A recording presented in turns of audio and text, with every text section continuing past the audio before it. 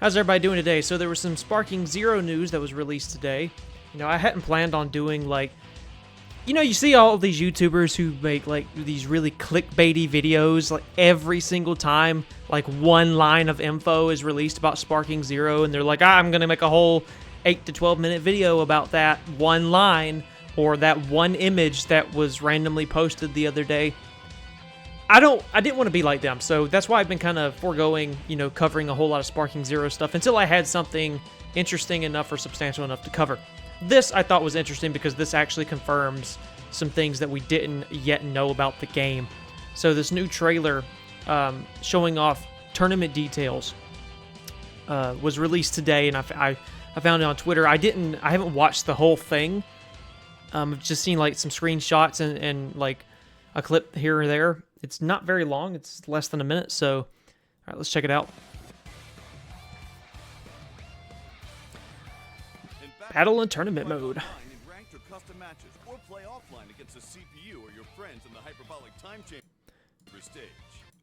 Okay, so that's talking about, you know, I guess just like free battle mode or whatever. Let me go back a little bit. Offline against a CPU or your friend in battle mode, you can fight online in ranked or custom matches, or play offline against a CPU or your friends in the hyperbolic time chamber stage. With ranked matches, you can set your matchmaking conditions to find your ideal opponents with balanced character cost restrictions and check the leaderboard rankings. Okay, let me back up real quick because, you know, that is kind of important. What he said about playing with your friends in the hyperbolic time chamber, that of course referring to split screen or like couch, you know, multiplayer, whatever. That's been confirmed for a while. However, they have recently confirmed that they would like to expand split screen in the future. They have not, however, confirmed whether or not it will be 100% possible or that it will happen. But they have said that they would like to, because they want to try and make this as fun and accessible of an experience for as many fans and players as possible. So that is good news. While, of course, it still sucks that, you know, it's only in the hyperbolic time chamber. However, the mere fact that they added split screen at all is a big, big bonus in my opinion. So, and again, they have confirmed they want to expand it. So, battle rules, single battle. Okay, so I guess you can do like rounds or whatever. Rank, so you can look for people of similar rank. That'll really help with matchmaking, so you're not getting just, you know, mollywopped by someone of a higher rank every time. Connection quality. This is going to be important. I don't play a lot of fighting games online. I've played some here or there. Like I've played a little bit of Tekken 7 online. I played a little bit of Mortal Kombat 11 online. I typically just don't play fighting games online because I'm not very good at them. I'm much better at 3D fighters like this than I am at, you know, fighters. Rather, I'm much better at 3D arena fighters like this, because Tekken's technically a 3D fighter, but it's not an arena fighter. I'm not very good at games like Tekken or Mortal Kombat, the much more skill-intensive fighting games. I'm just not that skilled at fighting games. But even the little bit I did play online of those games, this is very important right here, because I've played some fighting games where like the other person's connection was just dog shit and it made for a very awful experience. Match finish rate high. Okay, so I guess, you know, with this you probably still won't be able to completely avoid it, but it may help when trying to avoid people who, you know, rage quit a lot or who just disconnect a lot. So like finding people who are going to actually finish the match. That's going to be really important. Here we go, World Tournament mode. Online and offline World Tournaments confirmed. Also, let's back up. Supreme Kai. Here's our look at Supreme Kai in the game.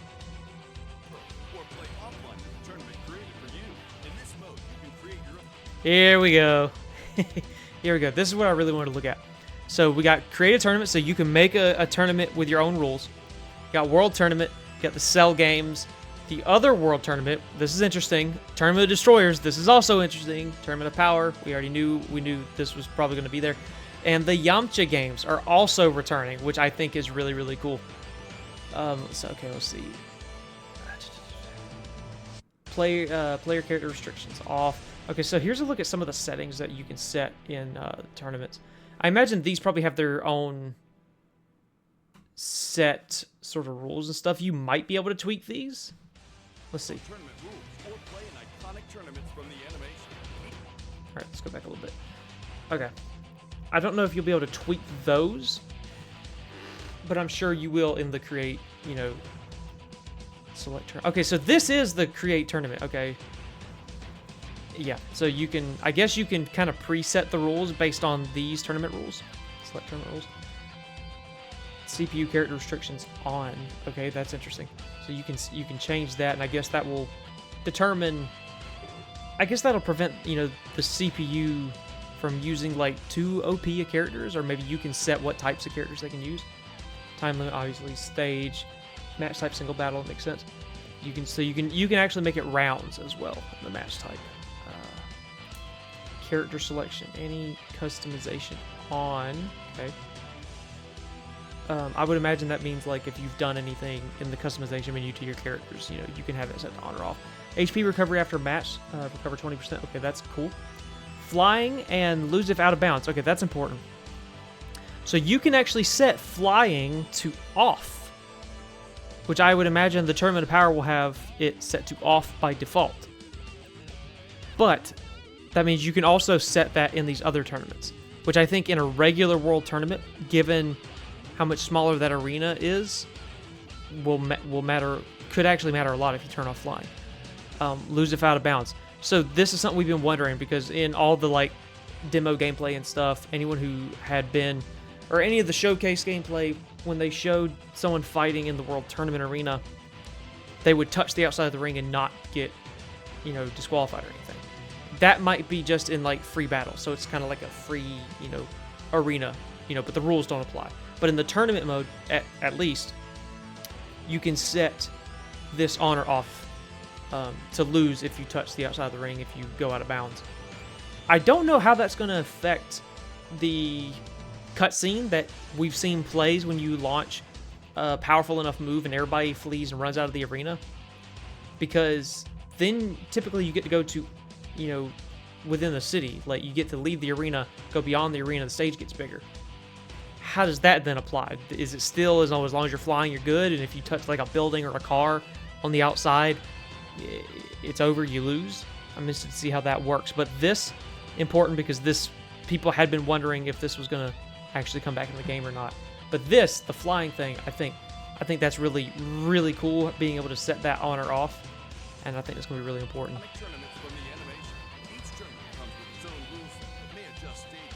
The brackets look cool. Today we'll follow Greg Saiyan. His victory conditions include defeating your opponents the traditional way, or by sending your opponents out of bounds. Yep. Persevere and you I feel like that's going to be really easy to do in this game.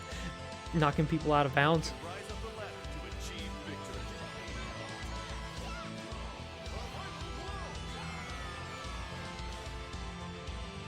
Also, shout out to Chris Abbott doing the trailer narration. So this is, yeah, this is all really, really interesting stuff. Let's see. I'm just kind of looking. I don't think they go through all of them. I'm just kind of looking at how some of the rules change tournament to tournament. Okay, so if you do create tournament, I guess you get to go through and just sort of set them individually. World tournament, player character restrictions off, but CPU character restrictions are on by default. Time limit's 180 seconds. Obviously, match type, single battle, obviously. Character selection, any customization on. HP recovery after match is full on World Tournament. So that's interesting. You get all your HP back when you go to the next match. Flying is on. Lose if out of bounds is on. Okay. Let's see. Cell games. 180 second single battle. Any. Recover 20%. So you don't get all your HP back in the cell games. That makes it a little bit unique. And you don't lose if you're out of bounds. So you get a bit more freedom there. Flying is still on. Otherworld Tournament. Alright, I want to talk about these. This is interesting. Let's see. Full recovery. No lose if out of bounds. That's interesting. Flying is on. Okay, so Otherworld Tournament. Let's talk about that one first, because this... now, I think they had a Otherworld Tournament in Budokai Tenkaichi 3, but they didn't have the stage. So I don't want to say that this confirms the Otherworld Tournament stage is being added to the game or is going to be in the base game, because I really don't know, because they could go the Tenkaichi 3 route. But given the attention to detail this game already has, I would say it's possible that having the Otherworld Tournament listed here means that we could get another World Tournament stage. I do think that is a possibility. I do think that the Otherworld Tournament inclusion could signify the inclusion of PyCon. I do think that's a big possibility. Tournament of Destroyers. This one we've been kind of wondering about whether the Tournament of Destroyers is going to be in it, because the story's supposed to go all the way from Z to the end of Super.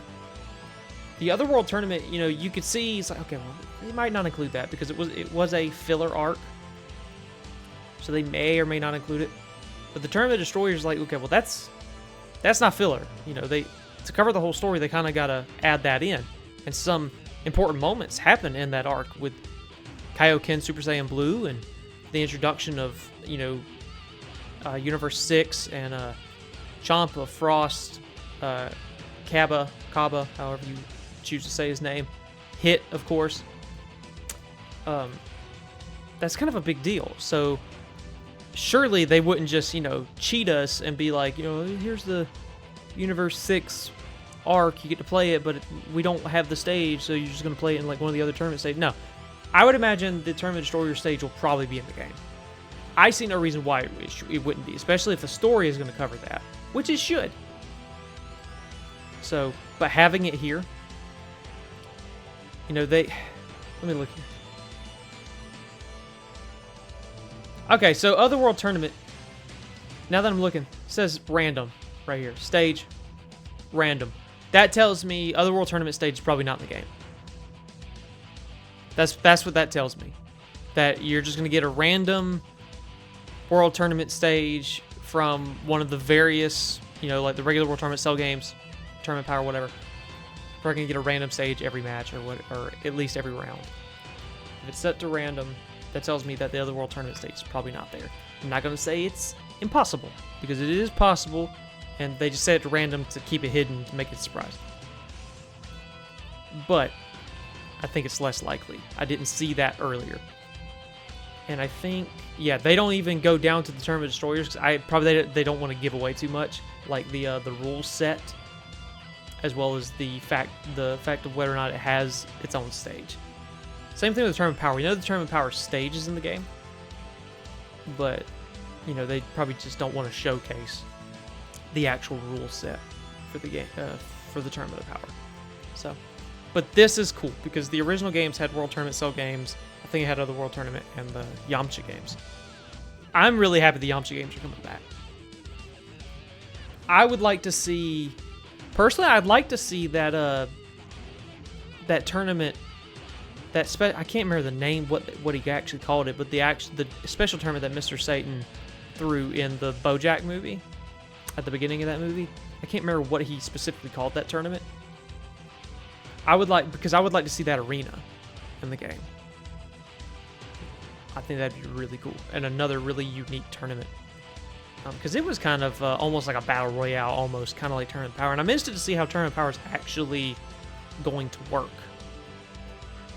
Obviously, that'll probably it'll have flying probably set to off by default, but so yeah, that's interesting. This tells me that its stage will probably be there, but this one, given that it's set to random, I don't think this one will be in there. I hope I'm wrong.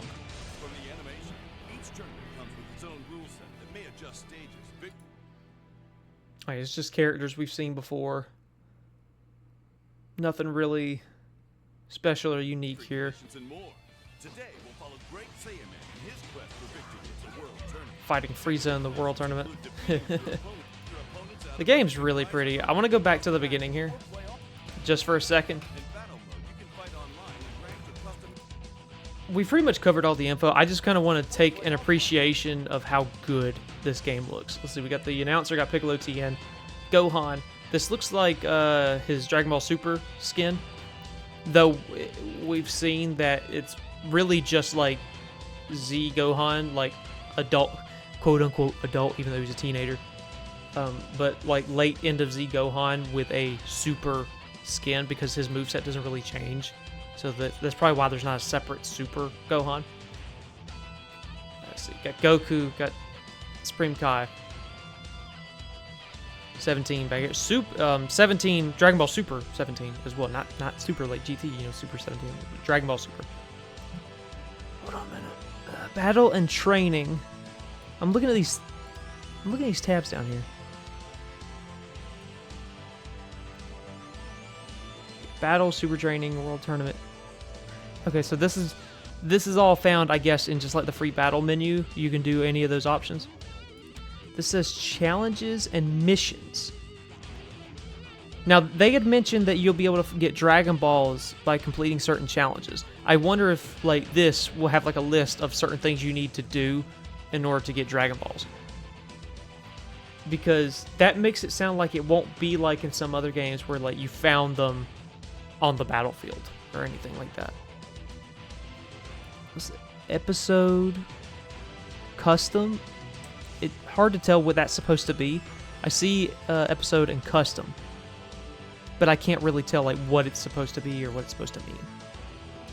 It says 1, 2, 3, 4, 5 tabs here. We see 3 of them, so there's 2 more tabs here that we can't see. That could be virtually anything. The character models actually look really, really, really good. Like, I'm very happy with it.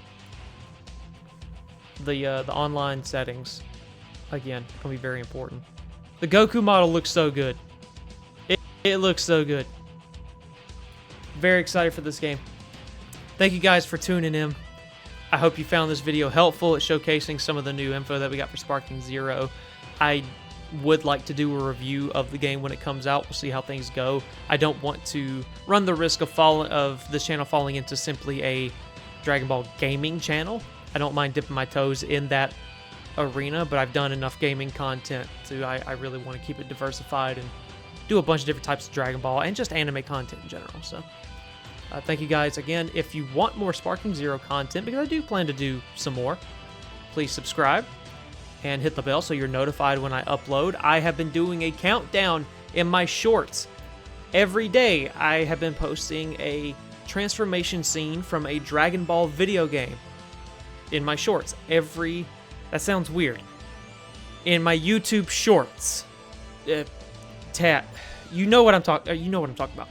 I've been posting a YouTube short every day of a Dragon Ball transformation scene until Dragon Ball Sparking Zero releases. And by that, I mean, like, the last one I think will be on the 10th, the day before the official date. It's also, I think, like, a day or 2 after the early access. So subscribe to have a little drop of nostalgia for that each day, because I've been doing all sorts of games, ranging from Budokai to Fighters to, you know, there's transformations from Kakarot, all sorts of games. So don't forget to subscribe, like this video if you enjoyed it, and I'll see you guys in the next one.